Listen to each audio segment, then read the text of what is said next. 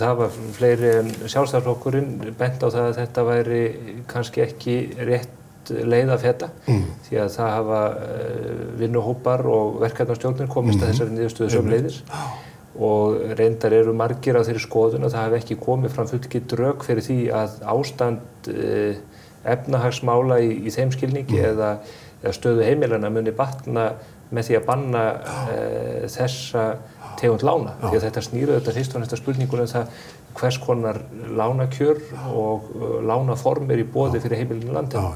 Íslandslánin frægu 40 ára lánin Þórunn eru náttúrulega þeirrar gerðar að það svona skaplegir vextir framan af, auðvitað náttúrulega eru þau aftur þung og það sérstaklega deilt á meðan að óverðtryggðu lánin bera hærri vexti framan af en eignamyndun hraðari og þetta munurinn en verðtryggingin í öllu þessu heila dæmi einfaldlega þeirrar gerðar að hún heldur við verðgildi krónunnar sem jú lítil mynd. Hvernig sýnist þér þetta blasa við hinu venjulega fólki í landinu? Frá mínu bæði þýðir það að afnema verðtrygginguna að það verða hér bara einhver skammtímalán á breytilegum vöxtum. Það endilega svona betri sviðsmynd fyrir það fólk sem að fara að fjárfesta í húsum?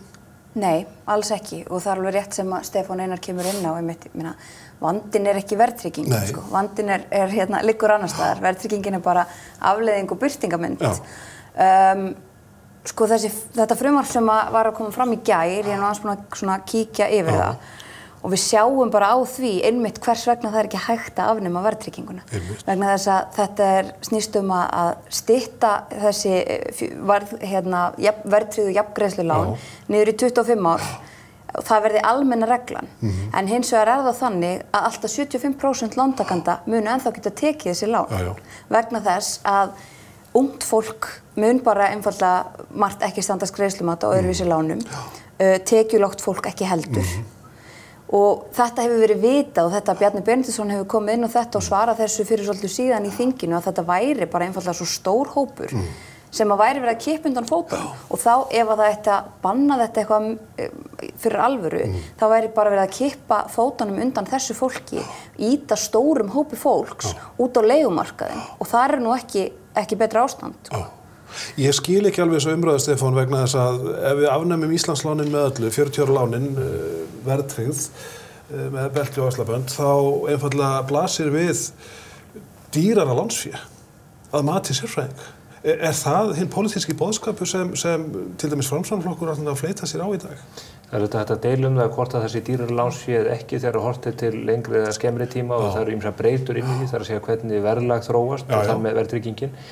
En það sem þeir virðast vera að reyna að gera núna með þessum aðgerðum það að ýta fólki frekar inn í óverðtryggðu sem mun þyngri greiðslubyrði af. Og ekki tækur kostur fyrir mjög stóran hóp? Alls ekki, en hins vegar verður sá kostur tækari þegar það opnast fyrir þessa 10 ára heimild til greiðslu séreignarsparnaðar inn á þessu lán. Það hins vegar, og maður dálítið hugsi yfir þessum aðgerðum, þær eru góðra gæta verðar og þær munu styðja við bakið á stórum hópi fólks. Rétt eins og séreignarsparnaðar leiðin í tengslum við leiðréttinguna hefur nú þegar gert, og margir notið mjög góðs af því.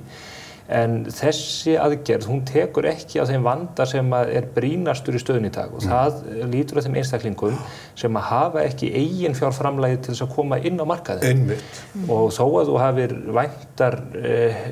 vænta greiðslumöguleika 10 ár fram í tíman að þínu séreignarsparnaði, þá býr það ekki til eigin fjárframlag til þess að stíga inn á markaðinn. Og það sá hópur sem ég hef persónulega mestar áhyggjur af í dag og sá hópur sem líklegastur til þess að enda sem leiguliðar á markaði sem ekki tilbúin til að taka við þeim. Þannig ekki að hitt naglan á höfuð. Já, nei, þetta bara nákvæmlega rétt og þetta það sem einmitt, mér hefur svona æft á mig mest í þessu, einmitt. Þetta góðra gjalda verst og mun koma ákveðnum hópi fólks vel. Og þetta tilraun til að koma til móts við vandann. Já, en þetta kemur ekki til móts við mesta vandann og bráðavandann. Þetta leysir engan vanda til skamstíma og það sem maður óttast náttúrulega það að þetta muni frekar hafa áhrif til ennþá meiri hækkunar húsnæðisverðs vegna þess að það er ekki nægilegt framboð íbúðarhúsnæðis og það nú einn stærsti vandinn líka í þessu öllu saman og það ekki verið að koma til móts við það með þessu og maður hefur svona áhyggjur af því og einmitt vegna þess að fyrir utan það, svo getum við farið með þetta ennþá lengra og séð það að í frumvarpinu þá eru sko námsmenn til dæmis teknir út fyrir sviga vegna þess að eðlilega ekki talað að námsmenn geti byrjað að leggja fyrir séreignarsparnað. Við erum með fólk sko sem útskrifast úr háskóla á Íslandi að meðaltali hvað 27-28 ára. Ef þetta fólk að koma út á vinnumarkaðinn á þessum aldri og byrja á þessari leið þá einhvern veginn, ég veit ekki, þetta getur ekki gert neitt svakalega mikið fyrir þennan hóp, ég get ekki ímyndað með það.